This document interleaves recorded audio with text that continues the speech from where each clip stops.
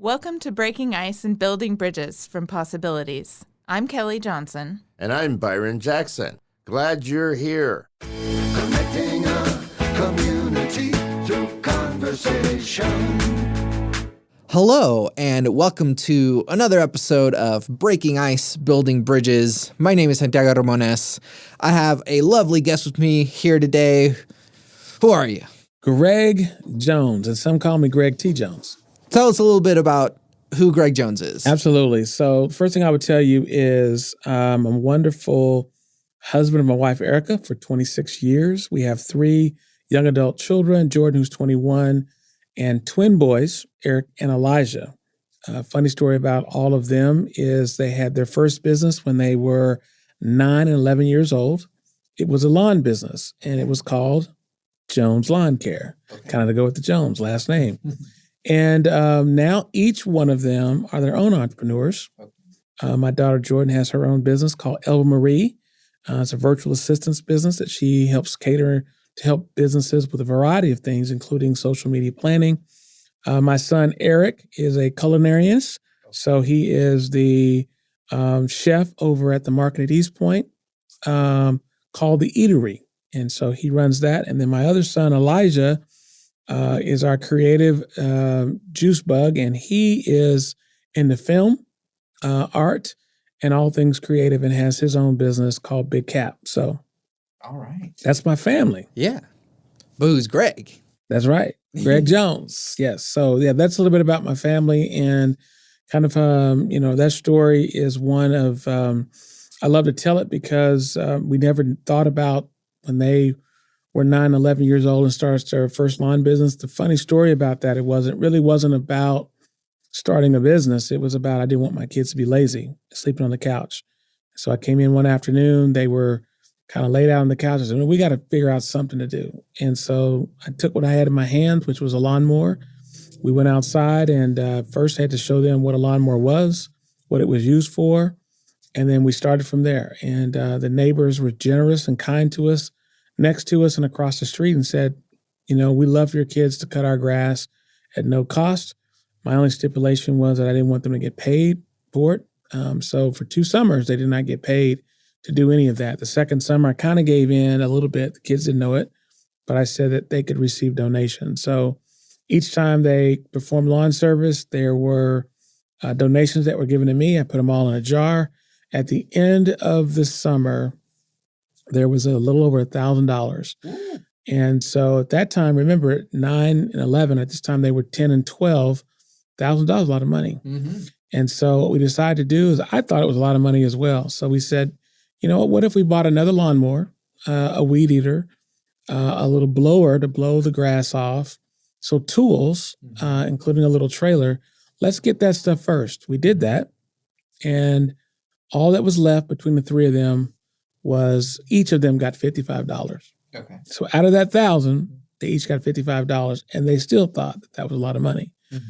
But now that was the foundation for tools for them for the next summer. Yeah. And that's when it started. And before they sold the business last year, they were cutting somewhere close to 50 yards a week. Wow. Yeah. So clearly entrepreneurship is something that is very important to you. Tell us a little bit about your maybe early entrepreneurship lessons. Absolutely. So I have a couple of them. Kind of a funny story. I go back. I used to like to walk in the evenings. I still like to walk. And one time I was walking, and this is a number of years ago, I found these keys, just regular keys, but they were on the ground. 3 different keys, looked different. And I started thinking about keys to my journey. And so when I relate that to entrepreneurship, I think back to, when did I first get that entrepreneurship bug? And it goes all the way back to my parents. We lived on a farm, and we had horses and cows and pigs and a big garden and all that stuff. And I remember my dad saying to me, every summer, we'd have to go out, haul hay, put the hay in the barn for the next summer. And so at one point I said, man, this is a lot of labor. I mean, I guess that's why you have kids. They perform the labor that you need. But my dad paid me $2 a week, and my job was to feed the chickens, gather the eggs, and keep the chicken coop cleaned out. $2 a week. Now, I'm Same also, wages. I mean, you're talking about tough, but $2 a week to me, there was a lesson in all of that. One, how much of that $2 am I going to actually save and how much am I going to spend? In one sense, you think $2 is not enough to spend, so why don't I save it? And so I learned to save money. So one of my lessons is that as you earn something, make sure you're saving a portion of it. The second part that I learned was I was taught to really, if you think about it, really work ethic. At 15 years old, my first job was at a grocery store called Beechler's IGA. And it was 5 miles from our home. And I get home from school and I'd ride my bike to work. That time, minimum wage was $3.35. So in my mind, it was more than $2 a week because it was $3.35 an hour. And so from that lesson, I learned, number one, work ethic and go after what you want. So it was riding my bike to work. It was working hard in a grocery store. And a lot of what I first started doing was sacking groceries. That led to my third key, which was, thinking about community. When I was 13 years old, I was sitting in a TV studio and I heard it was a Saturday review show and it was business related. And the host looked at me and said, "You've got an entrepreneurial spirit. You're going to be something great one day." And I took that as, wow, that person's still my mentor today. Her name is Beverly Glover. And so from that, the third thing I would say that's been instrumental for me was find other people that also have time to invest in your future and are willing to do that. So now I try to do the same thing. Yeah. Okay. So, I mean, I have some background information, but, so tell us a little bit about what your business is and how all of these lessons apply to it. So a couple of things. One of the things that I feel like is very important, now I serve as a business advisor. I work in that capacity full time.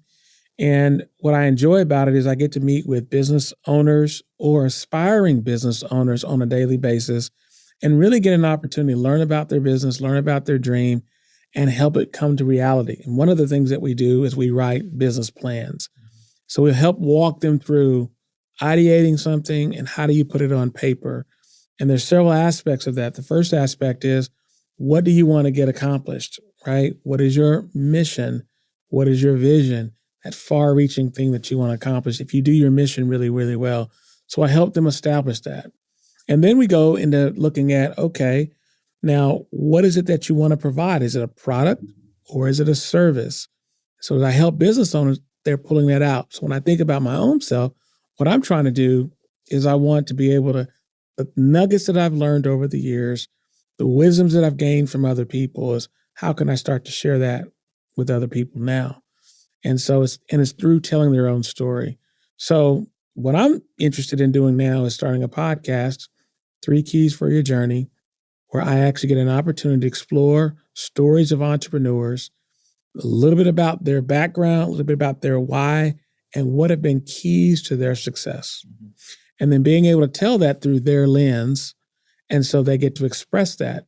And the purpose of that is that as people listen to that, then they get to turn around and be encouraged and inspired. Back to point number 3 that I made was a lot of times in this business journey, you feel lonely, you feel discouraged, you feel like, how am I going to make it?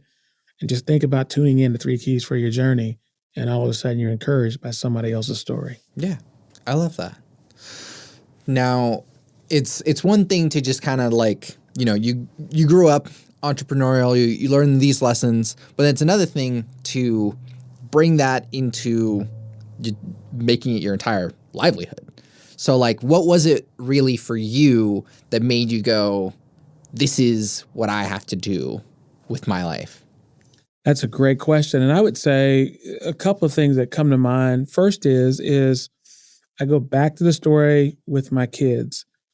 My kids were in an environment, let's call it a greenhouse. And in a greenhouse, it's a controlled environment that allows plants to grow, to get started. Once they are strong enough, they have started to bloom, they have gotten their roots amongst themselves. Now you can take that plant out of the greenhouse and you can plant it in the ground. So I think of it the same way. I think of it, my wife and I were able to give our kids this greenhouse effect where they were able to nurture some of their ideas, explore them, to fail in a safe environment to where they were still covered in this greenhouse before they were able to actually be able to be planted. So part of the why is, how can I give some of that back to where, while it's not necessarily a greenhouse, but it almost feels like one, because we get empowered through other people's stories. And so if I can be a platform to other people's story that can be shared, can that give that person that's listening the opportunity to feel like they're in a greenhouse? They're getting nourished, they're maybe getting watered, they're getting tended to, so that while they're there, they have something that they can hold on to continue in their entrepreneurship journey. Yeah, that's really valuable. So this is the Possibilities Podcast. So we're all about community and connecting people and creating change. So the sense of community has been a pattern in what you've been talking about as well. But let's, jump into it a little bit more directly, more concretely. What are ways in which you provide to your community? Maybe you're connecting with your community and investing in your community that you find to be really valuable for yourself, but then also for everyone else? The first way is through my neighborhood. So I live in the John F. Kennedy neighborhood that's east side of Oklahoma City. And number one, in our community, we have about 500 homes. Have served in the neighborhood association where we get to work on various projects. And a lot of that is hands-on. So it might be our monthly or quarterly newsletter, and that's walking down the street as a block captain and knocking on doors, getting to know my neighbors, getting to know who they are, what their needs might be. From that, realizing that there are needs that I can take care of. Give you a great example. Just yesterday, my neighbor, Miss Hammond, is getting ready to plant her garden. And the neighbor across the street, Mr. Bryson, who turned 80 this year, just recently passed away. And so he was kind of that person that made sure everybody was taken care of. So I went by and I checked on her. Said, I'd love to get my garden tilled up. Oh, I have a rototiller. So I just went over and spent about 45 minutes just tilling up her plot of land there. And through that was conversation. Through that was a means of connecting. And then from that, there are 2 or 3 other neighbors that we got a chance to see and wave to and talk to. And so that's one way, is just really connecting that way. The second way is I'm involved with an organization called Northeast Oklahoma City Renaissance. And the organization is really about thinking about the minority community and how we can provide resources that historically have not been provided. So one of them, to give you an example, as a business owner, access to capital. And so whether you're talking about growing your business, expanding your business, or getting your business started, the second thing is technical assistance.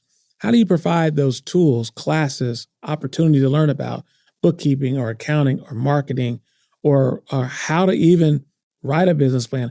Who's providing them technical assistance? So I get a chance to work with that organization, the Urban League, and several other organizations that actually provide technical assistance. And so that's another way that I get a chance. And then thirdly, my church is also within the community, and I get an opportunity to serve there.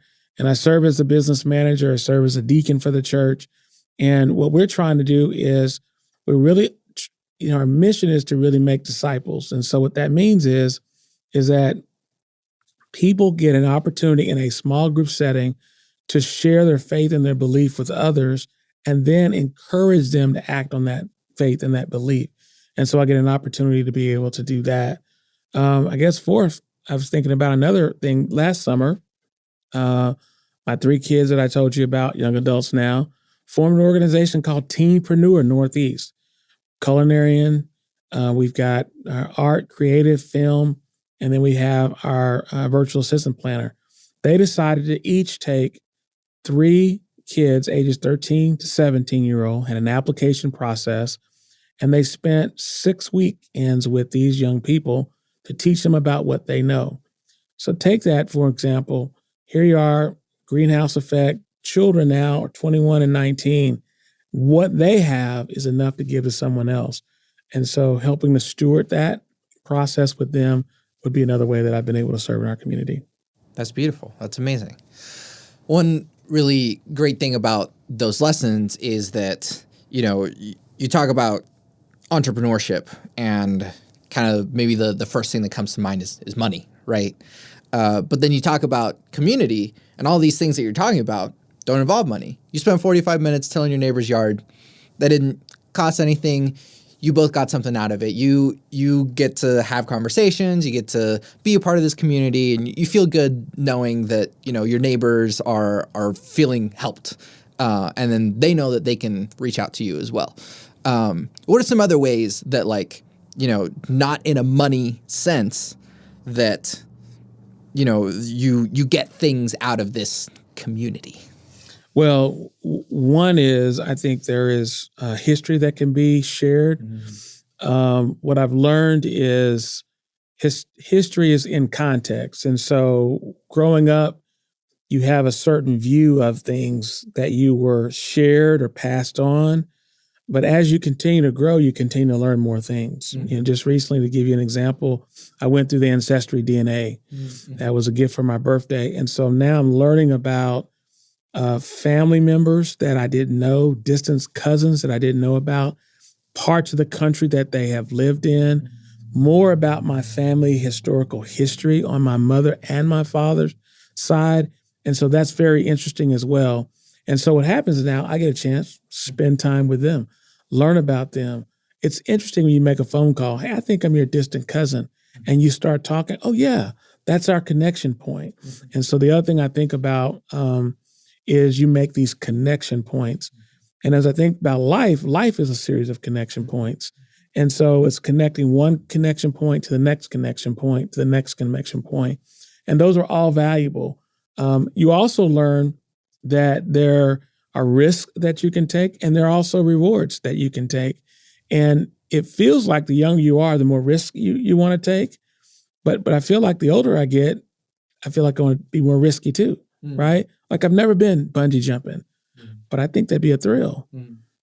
I never got a chance to go skydiving, but I think I will. And so through conversations in the neighborhood, oh, I've been bungee jumping. Oh, I've done this. Oh, I've done that. So all of a sudden, these other connections help build your curiosity, help build kind of the way you think about life and think about things and what you care about. Most importantly, I think it helps me to prioritize those things that are important. I said, been married 26 years, and I hope to be married another 26 years. In these next 26 years, what do we want to do together that continues to help us grow? And so part of that is learning more about our history, our culture. Just recently here in Oklahoma City, the Okan Resort has opened up, and it's a great water park.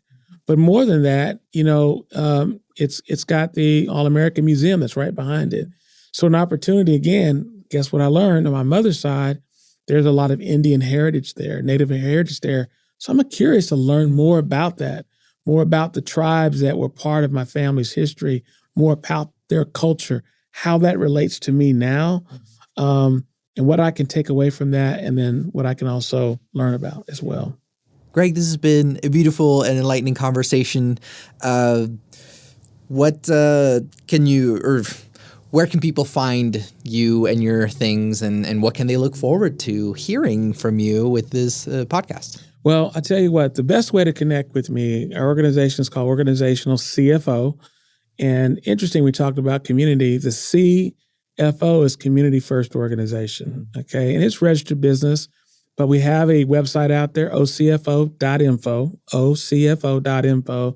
and that has information about what we're doing. Also, as I mentioned, my family has information about what they're doing as well. And it has news you can use. So there's a tab there, things that are going on in the community that we want to keep the community informed of. And that's hopefully at one point in time, that's also where the podcast will live as well. Great. Well, thank you so much for being a part of this. I'm very much looking forward to seeing, hearing more, and being part of your community as well. Man, thank you so much. Greg T. Jones. Thank you. Connecting a community conversation. Breaking Ice, Building Bridges is the Possibilities community podcast platform. Thanks for tuning in.